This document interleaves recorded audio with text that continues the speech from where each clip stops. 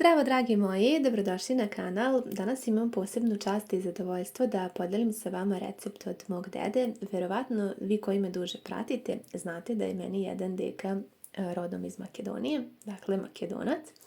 I mi ćemo danas da pravimo po njegovom receptu tradicionalni pravi makedonski pasulj, odnosno gravče na tavče, tavče gravče, ko kako zove. Potrebno vam je 500 grama pasulja. Najbolje bi bilo da bude tetovac, ali može biti naravno i gradištanac.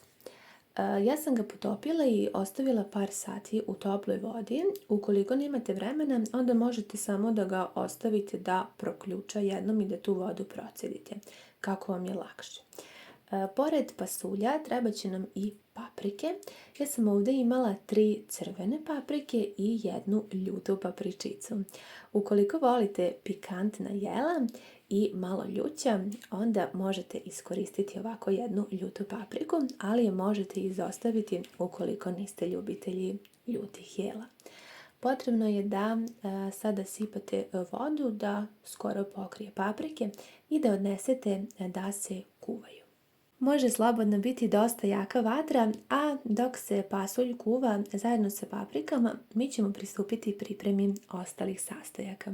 Ono što želim još da vam kažem je da ovaj recept može biti postan, može biti i mrsan, a ja ću vam sada pokazati neku našu verziju, odnosno verziju od mog deke koja je baš poprilično specifična i ne znam da li vi pravite tako. Razni krajevi u Makedoniji imaju naravno svoje neke recepte, ali ja vam pokazujem sada ovaj moj porodični. Spremite oko 2 veće glavice crnog luka ili ovako ja sam imala 2 manje i 1 veću. Koristila sam mešavinu crnog i crvenog luka, ali sasvim je sve jedno. Biće nam potrebno i par čenova belog luka. To dodajte po vašem ukusu. Ja sam dodala ovdje 4-5 glavica i stvarno u pasulju je mnogo ukusno. Zatim sljedeći sastojak je peršun ili ti magdanos, kako bi rekli u Makedoniji. Ja uvijek imam ovako zaleđen, pa ću sada da iskoristim baš dosta. Eto, otprilike vidite, sad sam ovdje malo usporila snimak da vidite kolika je to količina, baš dosta peršuna je potrebno u ovom receptu, jer kao što sam rekla, on može biti i postan i mrstan, a prilično je zasitan, a u ukusu da vam ne govorim. Usitnite malo peršun i pripremite ga ovako sa strane. Pravo je vrijeme da sada pogledamo naše paprike. Meni je bilo na najjačoj vatri, pa sam malo spustila otprilike na nešto ispod najjače i sada samo okrenite paprike i sačekajte da one omekšaju, jer ćemo njih prvo izvaditi.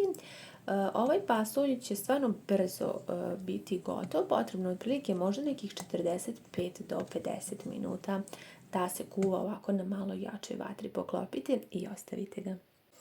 Zatim ćemo pripremiti sada jedan tiganj i potrebno nam je nešto ulja. Neću koristiti mnogo ulja. Poželjno bi bilo da iskoristite recimo maslinovo, s obzirom da je zdravije, ali bilo koje. Na ovu količinu oko 4 supene kašike ulja bit će sasvim dovoljno, ne treba pretjerivati. Ako ste ljubitelji da to bude masnije, onda vi dodajte. Dodat ćemo i luk, pa ću ja sad to blago da sve pomešam, da još dodatno usitnimo ovaj crni luk i možete da staviti da se prodinsta. Sad je tu već prošlo možda nekih pola sata od kako se kuva pasulj, pa sad možemo da stavimo da se dinsta luk.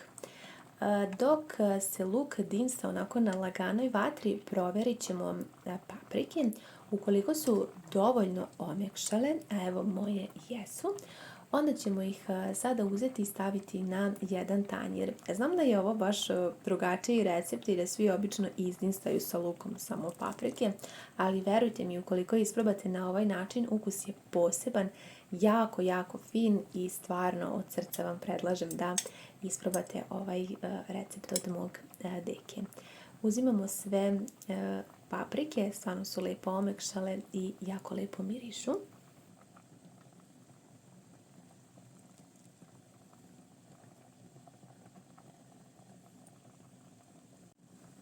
Pasulj ćemo ostaviti još nekih možda 5 do 10 minuta, dakle maksimalno 50 minuta, neka se kuva, pošto će još ići u rirnu, bit će to sasvim dovoljno. I evo, nakon 50 minuta sklonila sam pasulj sa vatre i potrebno je da izvadite vodu, ne treba da pliva u vodi, pa ćemo sada da odstranimo baš veći deo vode. Otprilike je ovo dovoljno, on će još i da se zapeče. Sad vi možete koristiti i više vode, ali ovako po nekom originalnom receptu ide ovako. Malo sam promiješala, pokrila i ostavit ću sa strane dok sada mi ne spremimo naše paprike. Paprike je potrebno da dobro očistite ovako od njihove ljuske i to stvarno ide lagano. Evo, ja vas sad neću ovdje daviti puno sa čišćenjem paprika, ali one su stvarno jako lijepo omekšale i možete, evo kao što vidite, lijepo to sad i lako ide kako možete očistite ove paprike i ovo je zaista jedan stvarno poseban, fantastičan, jako ukusan način. Vi mi pišite da li ste nekada pripremali tavče gravče. Ja sam davno postavila jedan shorts, još možda pre jedno 3,5 godine, kada je ovaj kanal i nastao. I mnogi ste mi tražili recept, međutim ja ne znam zašto sam ja toliko čekala da ga snimim i jako se radujem sada što sam ga ovako snimila detaljno, da ukoliko želite i vi isprobate ovaj fantastičan ukus. Paprike ćemo da lepo usitnimo i ovo je stvarno super. Ukoliko nemate paradajz pire, a znam da dosta njih sada u nekim novim verzijama dodaju recimo paradajz pire umjesto ovih ovako paprika, ali ovdje vam to ne treba, sve domaće, jednostavno, ništa nije komplikovano, a stvarno preukusno. Ove paprike tako lijepo mirišu, koliko ste ljubitelji, šta da vam kažem, osim da obavezno isprobate ovaj recept.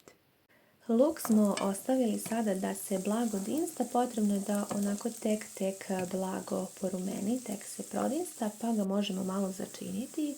Na ovu količinu ja ću koristiti jednu srednju kašiku soli, ali što se tiče začina vi dodajte po vašem ukusu, ovo je sada sve zavisi kako vi volite.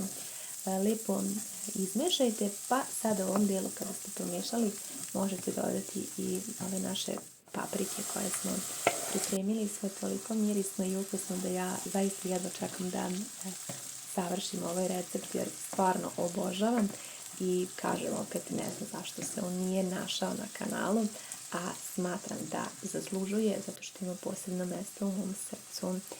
Dodat ćemo i jednu srednju kašiku vegete. Ukoliko ne koristite vegete, vi onda samo posolite po vašoj želji i neka bude tako.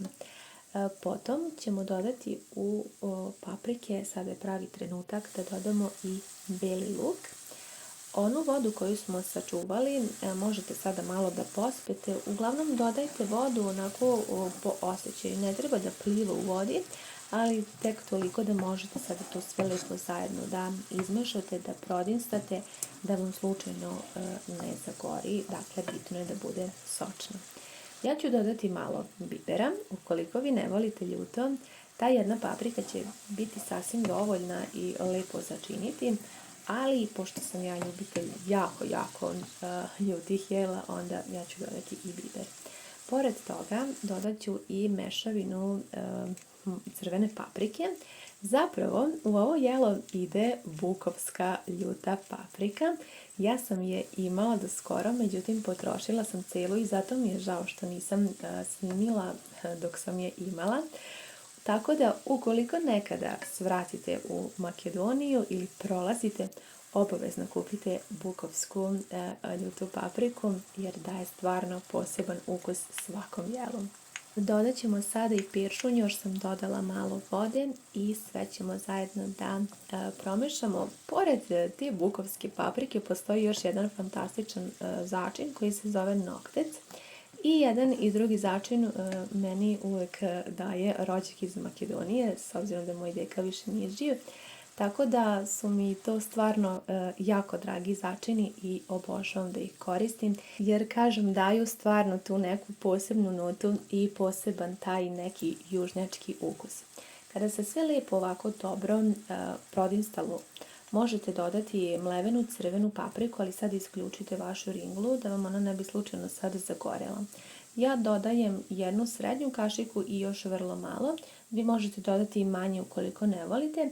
Ovaj pasulj će stvarno imati jako lijepu boju, tako da opet kažem, ukoliko je vama ovo puno, vi onda samo smanjite. Ringla je isključena, sve sam dobro pomešala da se paprika zajedno uprži i onda vraćamo pasulj na ringlu. Dodajemo ovo povrće koje smo zajedno upržili. Možete da uključite vatru da bude recimo na srednjoj temperaturi. Još sam dodala malo vode da iskoristimo sada svo ovo povrće iz tiganja i sada ćemo da mešamo. Šta čekamo? Čekamo da blago tek počne da vri. Čim počne da vri, onda ćemo ga skloniti sa ringle i možemo ga staviti u tepsiju i da se peče, to jest da se zapeče u rernu. Lepo ćemo sada da izmešamo sve da se zajedno sjedini sa pasuljem i kao što sam rekla, čekamo da blago počne da vri. Kada se to desi, sklanjamo sa ringle i ja ću pripremiti ovako jedan okrugli pleh jer me to uvek podsjeća na moje detinjstvo i na mog deku koji je ovako pripremao. Također i jedna moja draga rođaka iz Makedonije koja je nedavno preminula i to su mi stvarno neki recepti koje baš pamtim i neki ukusi i zaista eto od sveg srca delim sa vama. Nadam se da će se i vama da opasti ako niste isprobali. Ono što je sada drugačije u odnosu na druge recepte jeste da mi stavljamo slaninu. I eto, ukoliko vi to ne radite, slobodno isprobajte, stvarno daje neki poseban ukus. Potrebno vam je ovako sitno rezana slanina, bilo koja koju god da imate, bit će dobra. Treba da je poređete ovako preko pasulja i preko ovog našeg tavče grabčeta i da odnesete u rernu koja je zagrana 200 stepeni, pa otprilike nekih može 20 minuta, 25 minuta, sve zavisi od vaše rerne. Vi pratite kada se lepo ovako porumeni i kada se sve lepo zapeče, onda je gotovo, toliko će lepo mirisati da ja prosto ne mogu da vam opišem ovaj ukus. Osim da, eto, od sveg srca delimo ovaj recept i nadam se da će vam se dopasti. I preostaje nam sada još da serviramo na tanjir i da zajedno isprobamo, iako je poprilično kasno i ja sam ovaj ručak spremala za sutra dan, ovaj naš prelepi gravče na tavče, ili tavče gravče, kako kaže, ali nisam mogla da odolim, morala sam da isprobam.